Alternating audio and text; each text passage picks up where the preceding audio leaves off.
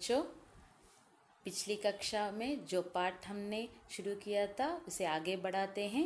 पाठ का नाम जिस देश में गंगा बहती है। पाठ की विधा गीत। कवि शैलेंद्र कुमार। कवि शैलेंद्र कुमार कहते हैं कि भारत देश के वासियों के होठों पे हमेशा सच्चाई रहती है और उनके दिल में सफाई रहती है। वे मेहमान को जान से प्यारा रखते हैं। उनके दिलों में कभी भी लालच नहीं होती। जितना है उसमें ही गुजारा हो जाता है, क्योंकि गंगा जैसी पवित्र नदी बहने वाली देश में भारतवासी रहते हैं। इस पाठ का अर्थ और भाव मैंने पिछली वीडियो में बता दिया था। आप चाहे तो एक बार देख लीजिए। पाठ को आगे बढ़ाती हूँ। शैलेंद्र कुमार कहते हैं कि हम किस देश के वासी हैं? भारत के वासी हैं। इसीलिए हमारी धरती माँ हमारा भार हमारा कब से सहती है? सदियों से सभी कुछ सहती आती है। भारतवासी को जो भारतवासी में रहते हैं उनमें से कुछ लोग जो ज़्यादा जानते हैं वे इंसानियत को कम पहचानते हैं। विश्व के मानचित्र में भारत पूरब में है, इसीलिए हमें पूरब वाले भी कहते हैं। वे हर पूरब वाले को, हर भारतवासी को हर जान की कीमत भी जानते हैं। पाठ देखिए। मिलजुल के रहो और प्यार करो, एक चीज यही तो रहती है। हम उस देश के वासी हैं जिस देश में गंगा बहती है, जिस देश में गंगा बहती है। जो जिससे मिला सीखा हमने, गैरों को भी अपनाया हम।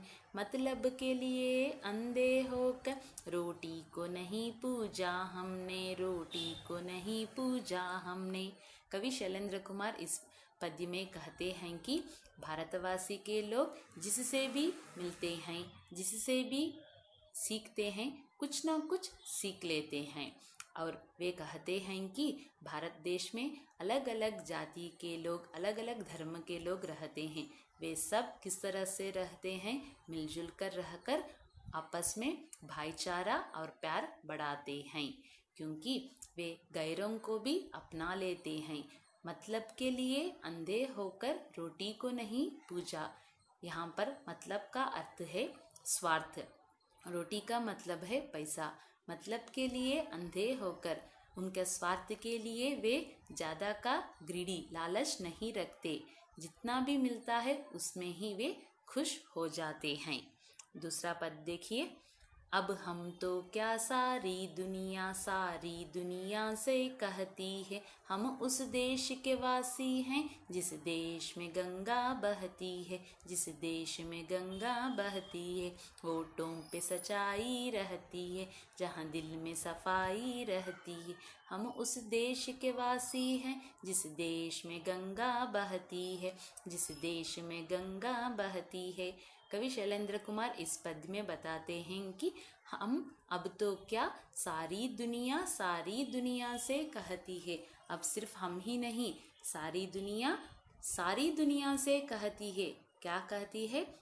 हम उस देश के वासी हैं जिस देश में गंगा जैसी पवित्र नदी बहती है। हमारे दिल में सफाई रहती है, हमारे होठों पे सच्चाई रहती है, क्योंकि हम उस देश के वासी हैं जिस देश में गंगा बहती है।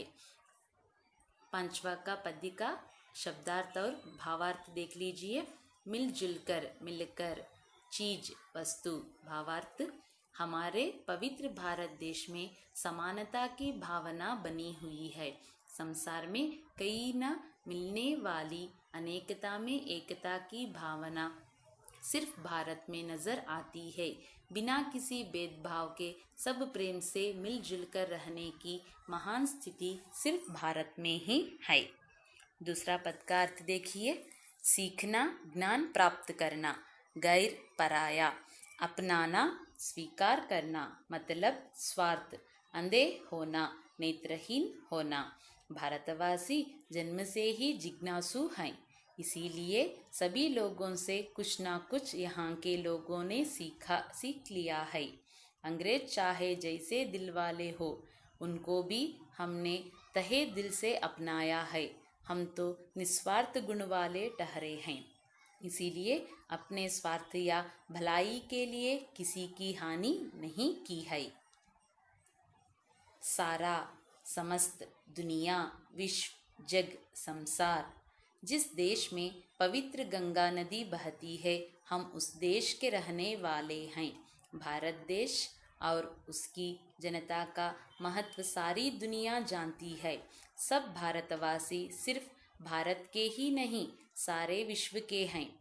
समस्त मानव जाति की भलाई ही भारत का प्रधान लक्ष्य है।